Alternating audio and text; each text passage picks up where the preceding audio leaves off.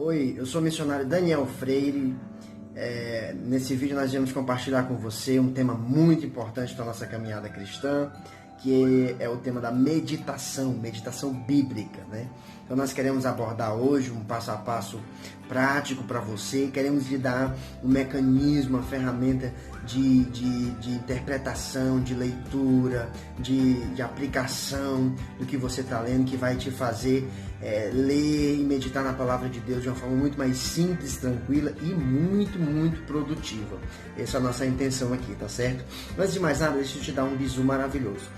Com relação à Bíblia, nós podemos lidar com ela de duas maneiras. Primeiro, nós podemos ir à Bíblia para estudá-la, né, para extrair os conhecimentos, os ensinos, as doutrinas da Bíblia Sagrada. E aí, para isso, nós temos que gastar muito mais os neurônios, temos que ter muitas outras ferramentas e mecanismos que nos ajudem. Temos que ir para o hebraico, temos que ir para o grego, para a história, para os contextos, para a realidade do escritor bíblico, tá certo? E muitas outras coisas. Temos que ter em mente as regras de interpretação da hermenêutica, temos que saber as ferramentas para fazer uma exegese bíblica correta e etc.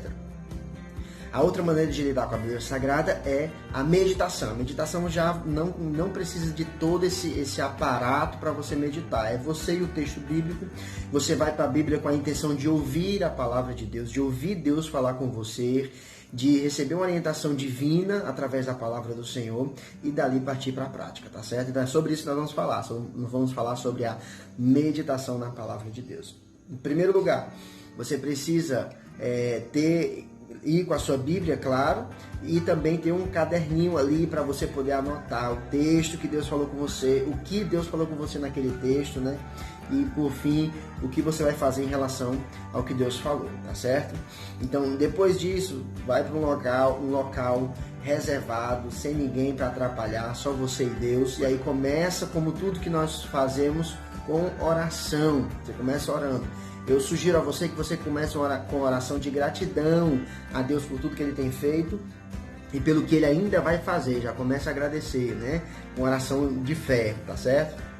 Depois você ore também pela purificação pessoal, para que Deus purifique tua mente, teu coração, te limpe do pecado, passe o sangue de Cristo em você, para que você possa receber a palavra de Deus de uma forma tranquila, né? A palavra limpa, a água pura que é a palavra de Deus no teu coração e ela possa achar repouso em você, tá certo? Feito isso, você vai para a leitura, né? Então você vai escolher um livro da Bíblia. Dentro desse livro tem uns capítulos e os versículos. Dentro dos capítulos tem umas divisões da história que está acontecendo ali, né? Por exemplo, nos evangelhos é mais fácil de dar um exemplo, né? Jesus acalma a tempestade. Pronto, então começa ali naquele versículo essa história e os próximos versículos contam exatamente essa história. E aí depois já tem outro parágrafo, Jesus expulsa o demônio do gadareno, né? Então já dentro do mesmo capítulo às vezes já tem duas histórias que é uma continuação, né? Que estão dando continuidade ao assunto, tá certo? Dentro dessas divisões temáticas dos capítulos da Bíblia, nós temos o parágrafo. Preste atenção nisso, temos o parágrafo. Formalmente é conhecido como perícope.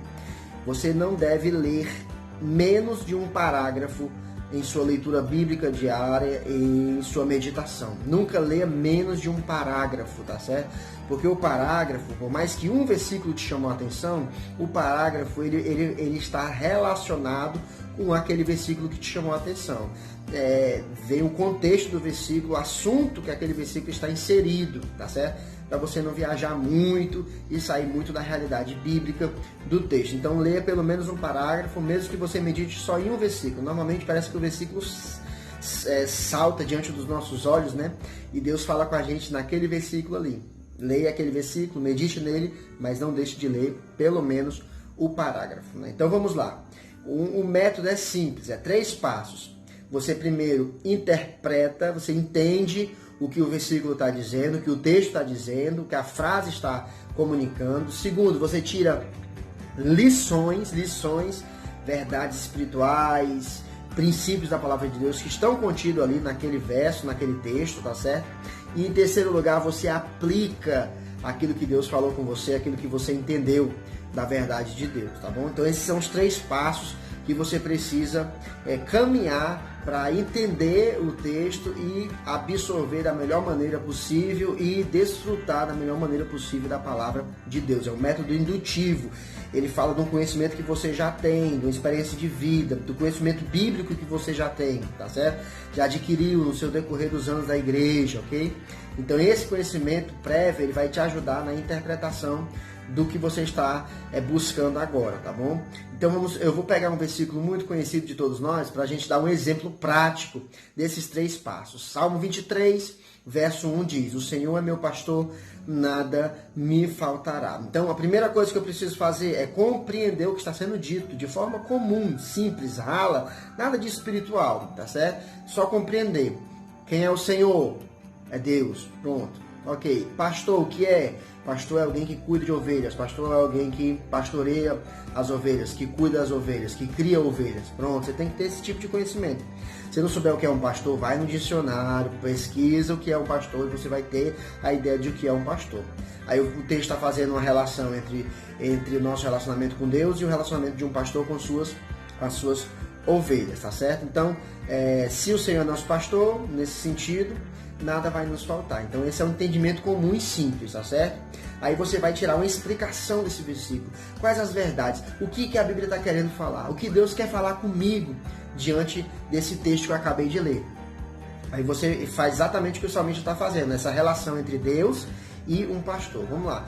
O que um pastor faz com as ovelhas que Deus fará comigo? O pastor, ele guia as ovelhas para um local que tem água e alimento. Então, se Deus é o meu pastor, logo Deus me guia. Um pastor alimenta as ovelhas, ele provê o alimento para as ovelhas, ele provê o pasto verdejante, ele provê as águas tranquilas. Logo, se Deus é meu pastor, ele é meu provedor. Olha aí. O que é que o pastor faz mais? O pastor, ele livra as ovelhas do perigo. Quando vem um lobo, né? Quando vem um leão, um urso. Logo, Deus é meu pastor, então Deus também vai me livrar do perigo, né?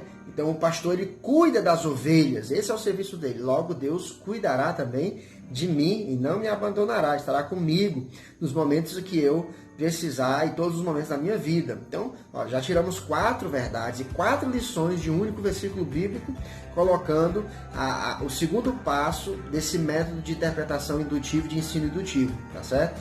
Você extrai as verdades, você faz o que o texto está pedindo e você extrai as verdades. Aqui já dá uma pregação temática, né, de pelo menos 50 minutos, se você acrescentar conhecimento a esses tópicos, né, esses temas. Deus cuida, Deus supre, Deus guia e Deus protege. Ele é o nosso pastor. Nada disso vai nos faltar. Não vai faltar suprimento, não vai faltar direção, não vai faltar livramento, não vai faltar cuidado, tá certo? Então, pegou esse versículo, já dá para montar até uma pregação. Mas lembrando que quando falamos de meditação, nós estamos falando de pregação. Queremos que Deus fale conosco. Quando a pregação nós queremos, intencionados a Deus falar com o povo. Deus fala com a gente também, mas queremos que Deus fale com o povo. Na meditação, nós queremos que Deus fale conosco. É óbvio que muitas das nossas pregações será fruto das nossas meditações, do nosso relacionamento e do nosso tempo de qualidade com Deus. Passou do segundo passo, que é de extrair as verdades, os princípios, você vai para o terceiro, para aplicação, tá certo? Como isso vai ser verdade na minha vida? Deus cuida de mim, não vou ficar ansioso, não vou ficar desesperado, não vou ficar preocupado com muita coisa. Deus é que supre a minha vida, então se a minha despensa está vazia, eu vou procurar confiar que não vai faltar nada, mesmo que falte, não falta nada. Essa é a nossa fé, porque Deus cuida da gente. Precisando de uma direção, tem decisões difíceis a ser tomadas. Eu aprendi, Deus falou comigo que Ele é meu guia, então Deus tem uma direção para isso, eu não vou tomar decisões precipitadas. Eu vou esperar Deus falar comigo, vou buscar a Deus e Ele vai me dar uma direção com relação a isso, porque Ele é o meu guia, tá certo? E em situações de perigo, né? Você sai de casa para trabalhar, tem um perigo de pessoas ruins fazerem coisas com você, um acidente, muitas coisas. Então aprendemos que Deus é que cuida da gente, por exemplo, né? Então que Deus que nos livra do mal e logo no nosso coração vai repousar, tá certo? Tá no ônibus, entrou alguém assaltando, Deus é que cuida de mim, Deus é que me livra, não vai acontecer nada comigo, não vai acontecer uma tragédia, a não ser que a vontade de Deus. Então as verdades de Deus vão fluir ali na hora que você precisar e na hora que elas tiverem que entrar na prática. O ensino, o aprendizado, ele vai para a prática. Sabe qual é um dos grandes problemas de todos os crentes, e a maioria deles é que eles entendem muita coisa da Bíblia Sagrada e praticam pouquíssima dessas coisas que entende da Bíblia Sagrada, tá certo? Aí fica uma fé sem a prática, e Tiago diz que a fé sem a prática, ela é uma fé morta, ela é inexistente, tá certo? Então, nós não somos aqueles que colocaram nossa casa sobre areia, que escutaram, mas não praticaram. Nós somos aqueles que firmaram a sua casa na rocha, escutaram e praticaram a palavra do Mestre, tá certo? Você tem que fazer uma aplicação prática na sua vida. Deixa eu te dar um bizu maravilhoso. Coloque uma missão do dia. Você leu algo, Deus falou com você algo, então coloque uma missão do dia. Hoje, a minha missão do dia é, você pega a coisa mais importante que Deus falou com você e coloca como uma missão para cumprir naquele dia, para você viver aquilo naquele dia na prática. Escreve no teu quadro branco, escreve no espelho do banheiro, no espelho do quarto. Não tem problema outras pessoas verem, porque se outras pessoas verem da tua família, fica melhor para você, porque eles vão ficar esperando você cumprir aquilo, e isso vai te motivar a de fato fazer o que você intentou fazer desde do começo do dia, tá certo? Então, coloca uma missão do dia para você ir para a prática, porque o que falta é prática, tá bom? Não é só entendimento, o que falta também é muita prática, tá certo? Você usa esse método para cada versículo bíblico, para cada texto, e você vai ver que você vai crescer demais na palavra de Deus, tá certo? Essa é uma das melhores estratégias que a gente tem, tanto para meditar como para pregar. Eu espero ter contribuído com você. Se você gostou, compartilha, curte, copia o link aí, manda lá nas tuas redes sociais. Olha que coisa que eu achei interessante, olha que bênção, e compartilha aí, tá bom? Para que Deus possa continuar te abençoando. Ore por nós, Deus nos abençoe. Um forte abraço. Amém.